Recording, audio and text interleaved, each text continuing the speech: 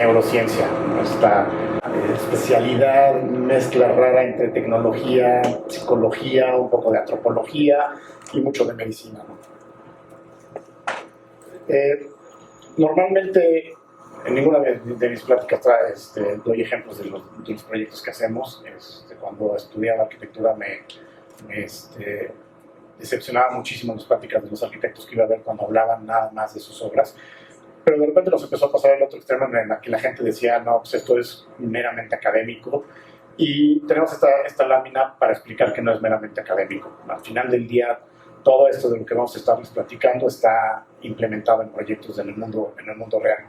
Cerca de más de 20 años de experiencia, más de 70 premios de diseño interior alrededor del mundo.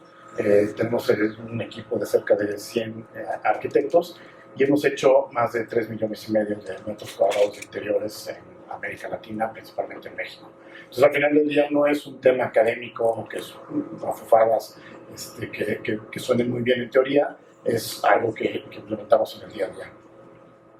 Ya John y Fernanda hablaban de si tener hijos o no. Yo ya no puedo gestionarme esa parte, ya tengo 3. La única que me queda es tratar de hacer algo para darles un mejor mundo. Y son un recordatorio vivo de lo mal que lo hemos hecho y que lo han hecho las generaciones anteriores. Hay muy pocas cosas en este mundo en las que diga, esto le atinamos, lo estamos haciendo muy bien como sociedad. La verdad es que la gran mayoría de las cosas no me terminan de satisfacer y no creo que le estén aportando un mejor mundo a estos 3 ni a sus siguientes generaciones. La mayoría de los grandes cambios de los que hemos estado hablando y de los que vamos a ir viendo tienen que ver con tecnologías exponenciales, pero hay unas en particular que son sumamente interesantes y que posiblemente van a hacer un cambio mucho más grande y radical hacia nosotros. En particular, el concepto de neurociencia. Y posiblemente uno puede reducir el impacto de neurociencia a una idea muy básica. La neurociencia surge entre 15 y 20 años, hace 15 y 20 años más o menos. La información y el conocimiento que ha generado la neurociencia en estos 15, 20 años sobre cómo funciona nuestro cerebro, la percepción, qué es estética, cómo funciona la memoria, etc., equivale más o menos al conocimiento que se generó en los 2000 años anteriores. Y esto siempre decimos en la oficina, y una amiga en la oficina que siempre nos recuerda esta frase: piénselo más despacio. ¿Qué significa que en 20 años hemos generado lo equivalente a 2000 años de conocimiento? La primera es que la gran mayoría de las cosas que yo fui a estudiar en la escuela que tenían que ver con estos temas, hoy no sirven. Cuando yo fui a la escuela no existían estos 20 años. Es como, siempre hago la broma de que fui a la escuela con Jesucristo, me quedé dormido 2000 años y hoy me desperté y trato de hacer negocios y salir al mundo y diseñar con conocimientos de hace 2000 años. Y esto aplica para absolutamente todas las profesiones. El que no se haya puesto a leer de neurociencia está educando a sus hijos, está haciendo negocios, está tratando de generar innovación con 2000 años de desfase de conocimientos. Y no solo es eso. Estos 2000 años, la información que van generando, porque como es exponencial, se va construyendo arriba de ellos, se va a volver muchísimo más dramático todavía. Hay alguien que hace muchos años, en los 40, finales de los 40, acuñó una frase que creo que los arquitectos debimos haber tomado y nos debimos haber tatuado. Es una buena idea para el siguiente tatuaje. Que Winston Churchill tenía que reconstruir la Casa de los Comunes en Inglaterra, y para obtener el presupuesto, porque la casa era de los comunes, nadie quería meterle dinero, una de las frases que utilizó en el Parlamento fue que construimos o moldeamos arquitectura o edificios que después nos moldean de regreso. Y en ese momento le sirvió la frase para obtener los recursos, pero la verdad es que tampoco hizo un gran impacto más allá de obtener los recursos y reconstruir la Casa de los Comunes. Pero sí dejó una semilla que después necesitaríamos cerca de 50, 60 años más para empezar a entender de qué estaba hablando Winston Churchill con esta frase. ¿Qué quería decir que construyes edificios que después te construyen de regreso? Como les decía, el gran reto que tenemos con neurociencia es la velocidad con la que avanza. En el despacho somos miembros de la Academia de Neurociencia Americana, y es una de las posiblemente 10 fuentes que tenemos de conocimiento y de información y de network de neurociencia, y yo creo que recibo por lo menos 3 o 4 newsletters a la semana con nuevos descubrimientos de cosas que suceden en nuestro cerebro. Al punto en el que de repente ya no hay forma ni siquiera de llevarle el ritmo a la cantidad de descubrimientos que están surgiendo de estos temas. Y luego hay algunos que inclusive empiezan a ser contradictorios. Entonces puede ser que todo lo que les voy a decir ahorita dentro de una semana no es cierto. Entonces, pero eso es parte de la nueva realidad. Voy a hablar específicamente de una serie de líneas de investigación que son descubrimientos muy concretos en los que en estos últimos 5 años hemos decidido y decantado que son posiblemente los que más impactan a todo lo que tiene que ver con entorno construido. Pero no nada más eso, van a ver que empieza a ser mucho más complejo, ya no es nada más hablar de arquitectura, ya no es nada más hablar de escuelas o hablar de oficinas, resulta que en la oficina aprendes muchas veces lo que no aprendiste en la escuela, y las escuelas, estas universidades, están empezando a prestar servicios, y entonces son competencias de las empresas. Entonces este mundo ya no es tan sencillo como estamos acostumbrados, y parte de la complejidad es justo entender todas estas como conexiones invisibles.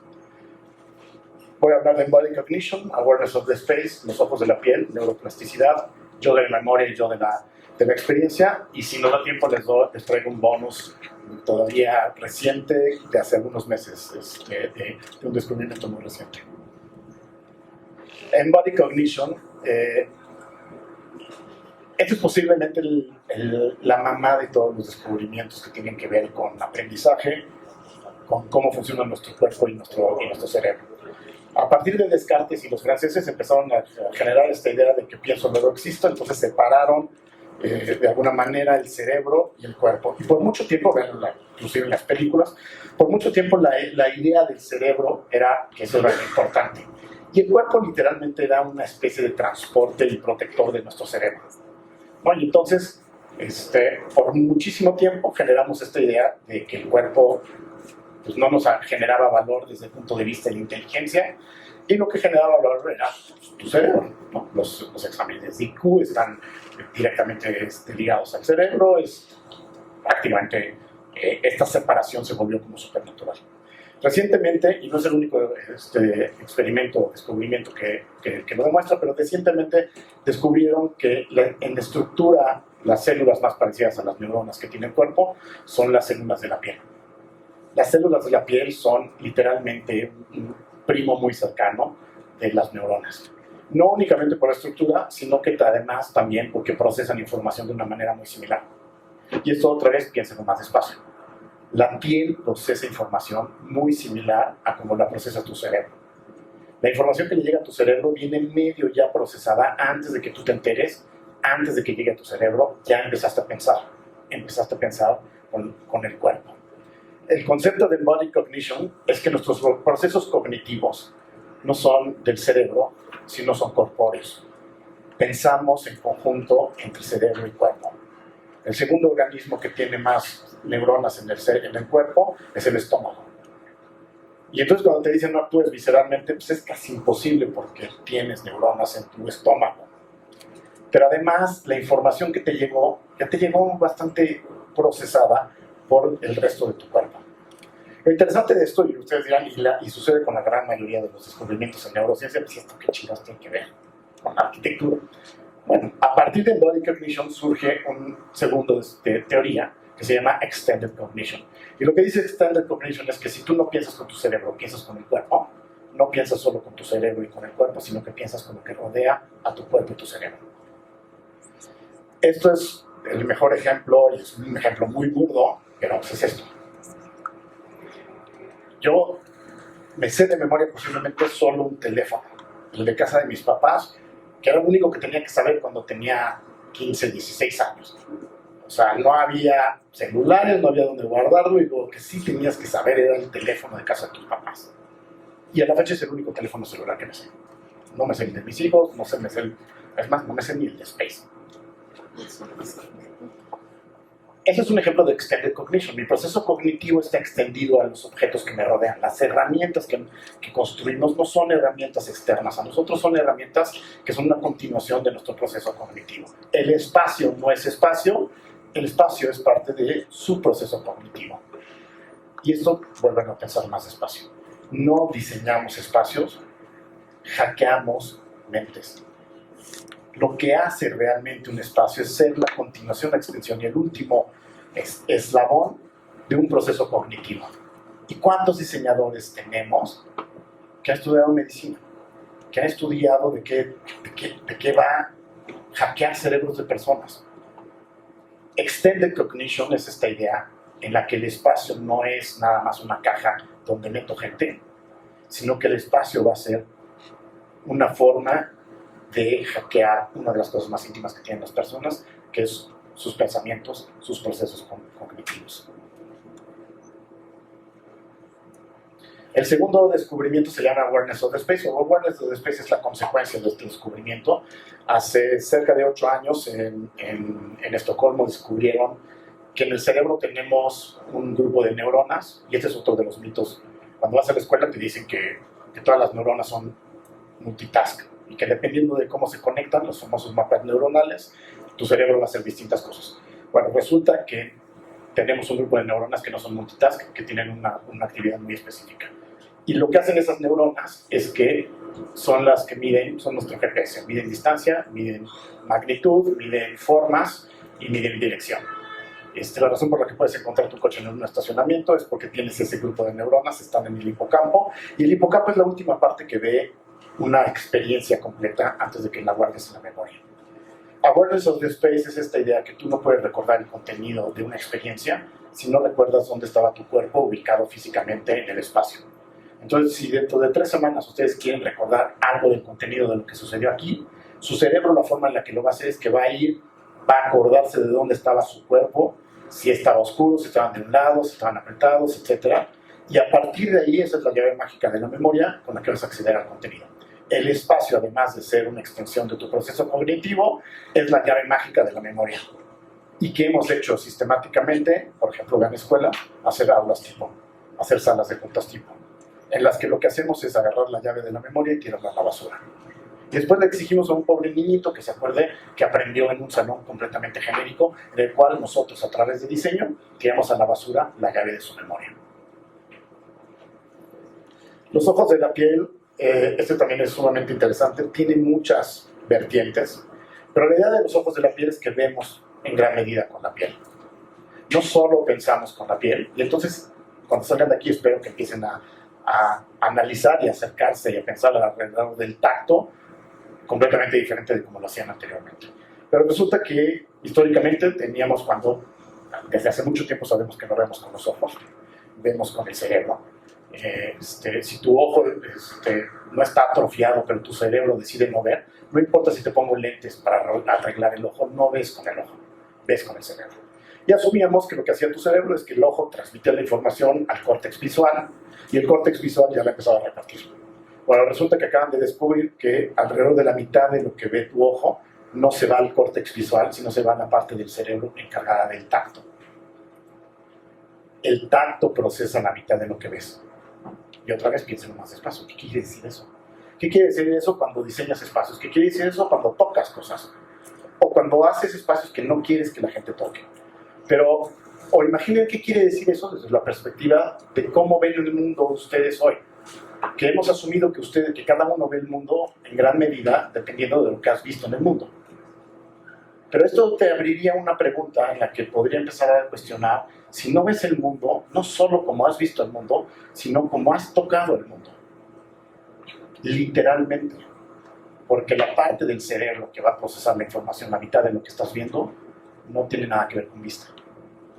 Y entonces, ¿cuántas veces nos hemos cuestionado cómo diseño espacios para que la gente toque?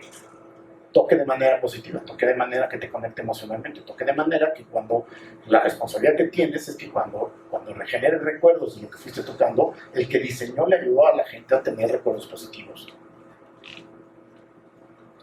La siguiente es neuroplasticidad, y esto es complicadísimo en general, todas estas, y comprimirlas en 20 minutos, pero es como un poco esta idea también de 20 años comprimidos, 2000 años comprimidos en 20. Esta plática es como 15 años de neurociencia comprimida en 20 minutos. Y la neuroplasticidad tiene un par de características. La primera es que su cerebro se moldea físicamente. La segunda es que su cerebro se regenera físicamente. hay un experimento el que detona esta idea de neuroplasticidad, en el que agarran unas ratitas. La razón por la que agarran unas ratitas en laboratorio es que la estructura del cerebro más parecida en la naturaleza es la de una rata en específico, unas ratitas blancas. Ni los changos, ningún otro animal tiene una estructura cerebral tan parecida al ser humano.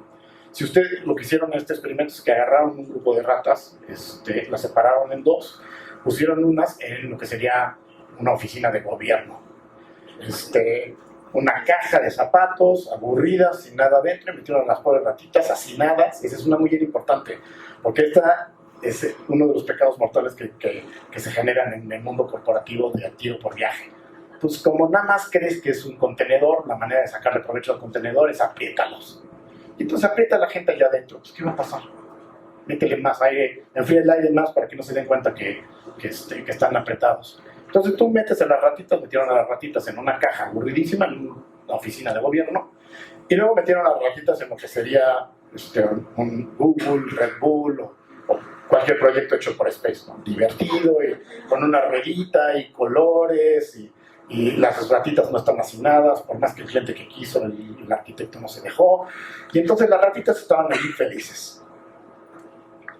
Lo interesante de esto es que de un mes después de que las ratitas estuvieron viviendo en estos dos contextos, las sacaron y compararon el número de neuronas que tenían unas ratas, los dos grupos, antes y después.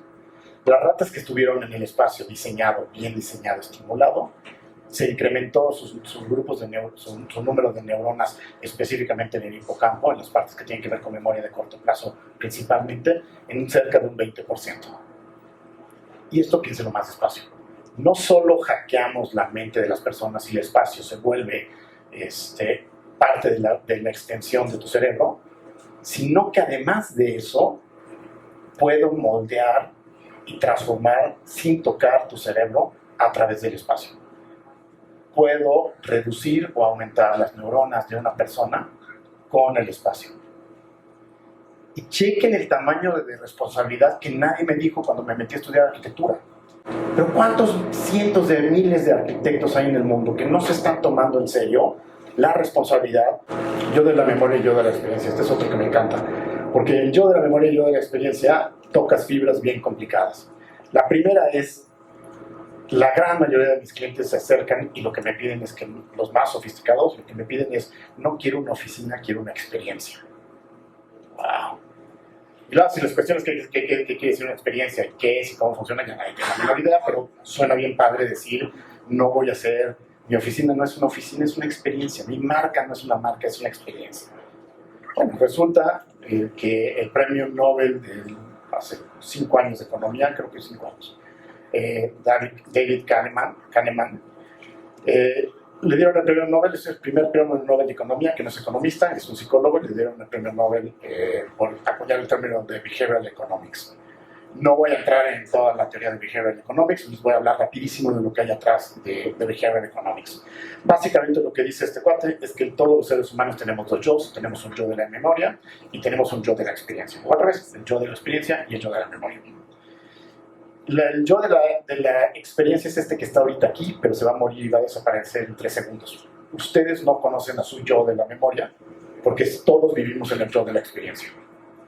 Y entonces por eso nos vamos con la finta de que vivimos en un mundo de experiencias. En realidad, con lo que tomas decisiones, con lo que sales al mundo a vivir, no es el yo de la experiencia, es el yo de la memoria. O sea, ustedes no salen a consumir un producto en el yo de la memoria. Salen a consumir un producto basados en el yo de la experiencia. Cómo les fue con el otro producto, cómo esa marca se conecta con ustedes, etc. Esto no sería complicado, no sería interesante si los dos yo's no fueran completamente diferentes. Y son radicalmente diferentes. Una de las diferencias es que el yo de la memoria no le importa el tiempo. O sea, ustedes traten de imaginar, recuerden un viaje que hicieron. Los viajes es uno de los mejores ejemplos de estas dos cosas. Y de cómo no sabemos nada cuando tomamos decisiones de cómo viajar. Pero ¿cuánta gente no conocen que estira su presupuesto, échale un día más y 2 días más, ¿no? Y entonces estiras el presupuesto lo más que puedes para viajar la mayor cantidad de tiempo posible. Y resulta que si ustedes les preguntan a una persona que ha viajado al mismo lugar una semana y ha viajado al mismo lugar después de 3 semanas, rara vez pueden describir los viajes como 3 veces mejor uno que el otro. La mayoría de las veces utilizan la misma cantidad de palabras para describir los dos viajes. La memoria en los dos casos casi siempre es, si lo pudieras cuantificar, es igual. No hace una gran diferencia echarle 2 días más a tu viaje. Esa es una de las grandes diferencias entre los dos. Pero lo que definieron, lo que se encontraron son con, los americanos le llaman los bias cognitivos. En España le llaman desviaciones cognitivas o son trampas cognitivas. Básicamente, el ser humano tiene 180, hasta ahorita han descubierto 180 cosas que hace tu cerebro sin que tú te des cuenta, en los que agarra tu experiencia, hace estas 180 cosas y la convierte en memoria. Estas 140 cosas, les voy a dar un ejemplo. Si ustedes van a un concierto de música, en el concierto de música van media hora. Los 29 minutos del inicio, o los primeros 29 minutos del concierto son maravillosos y el último minuto desentona. Ustedes se van a su casa y les echaron a perder el concierto. Desde el punto de vista de experiencia, ¿qué pasó? Tuvieron 29 minutos buenos y uno malo. Si yo agarro un minuto malo en el tiempo y lo muevo a la mitad, su cerebro lo borra. No les echa a perder nada. Es más, no se dan cuenta en la mayoría de los casos desde el punto de vista de memoria. Si yo agarro ese minuto malo y lo muevo al principio, pesa muchísimo menos que el minuto malo del final. Vean en sus vidas personales, a todos los divorciados nos ha pasado. Yo no me acuerdo de lo que pasó al principio, nomás me acuerdo del final. Y lo del medio, ni idea. Pero sucede, y eso es un bias cognitivo, el cerebro funciona así, está cableado así. Y de repente cuando empecé a estudiar los bias cognitivos, una de las primeras preguntas que me hacían, ¿por qué diablos, si creyera en Dios, le iría a reclamar que me puso 180 trampas en la cabeza? ¿Para qué? Resulta que cada una de esas trampas tiene una razón de ser de sobrevivencia. Cuando estábamos en las cavernas, necesitabas tener esas 180 trampas para sobrevivir. Y fueron tan importantes que cientos de años después seguimos teniendo esas 180 trampas. Pero el chiste es que la conclusión principal es que no vivimos en una economía de experiencias, vivimos en una economía de memorias. El gran reto cuando diseñas una experiencia no es diseñar la experiencia, es entender que estás desde el yo de la experiencia diseñando para un yo que no conoces, que es el yo de la memoria, que va a llegar dentro de 3 segundos y que va a traer un manual y una serie de reglas que no tienen nada que ver con el de la experiencia. Ese es el gran reto. Y el siguiente gran reto es cómo diseño para no ser víctimas de nuestros propios bias cognitivos. ¿Cómo diseño para explotar al máximo nuestros bias cognitivos desde una perspectiva de experiencia que se convierte en una memoria agradable? Hay 2 formas de llevar esto a la práctica. Tenemos una de corto plazo, en la que evidentemente todos estos conocimientos se meten en la práctica del día a día y entonces me rehúso a diseñar, cuando hago escuelas, salones tipo, ¿no? El concepto de tipo está prohibido y tachado, no debería de haber espacios tipo. Hay metodologías que hemos implementado directas de estas herramientas, y está en la segunda parte de la praxis, que es una mucho más compleja, más a largo plazo. Tenemos unos socios que los que vinieron a la plática del año pasado tuvieron la experiencia de usar esta diadema. Es un wearable que funciona para conectar y escanear tu cerebro. Y lo que hacemos es que estamos empezando un programa en el que estamos encontrando la relación que existe entre espacios y estados mentales. Entonces yo te pongo estas diademas y te pongo en un ambiente que tiene un tipo de iluminación, un tipo de setting, y empiezo a medir si te genera ansiedad. Y hay cosas como muy claras, ¿no? Medimos 5 o 6 ondas en el cerebro, que son las que determinan lo que está pasando. Las ondas alfa, la azul que ven allí, es la que si tiene muy poca actividad quiere decir que te vas a dormir, y si tiene mucha actividad quiere decir que tienes ansiedad. Yo puedo empezar a identificar espacios que generan ansiedad en las personas y entonces determinar que eso te va a generar problemas a largo plazo, o puedo, una de las cosas que se ha descubierto es que hay un rango muy específico, que es cuando en el que la gente se vuelve o es más creativa. Si logro estar en esa banda, la gente es más creativa. Si estás abajo de la banda te duermes, si estás arriba tienes ansiedad. Esto es parte de lo que estamos empezando a hacer. Podría seguirme explicando. No me va a dar tiempo, de los que les interese un poco después, se pueden acercar. El bonus se los voy a tener que deber porque ya me pasé de tiempo. Y básicamente la idea es que un edificio no es un edificio en sí mismo, enmarca, articula, estructura, da significado, separa, une, facilita y prohíbe. El espacio arquitectónico es más que espacio vivido, es un espacio, es más que espacio, es un espacio vivido. Y lo que construimos nos construye como seres humanos y como sociedad. Y esto es posiblemente lo que me gustaría dejar de esta plática. Todo lo que le mandamos al mundo, todas las creaciones que hacemos, todo lo que consideramos cultura, no es esa cosa que mandamos, sino que es un paso intermedio en una construcción de algo más importante que somos nosotros mismos y nuestra sociedad. Todo lo que construimos nos construye de regreso. Gracias.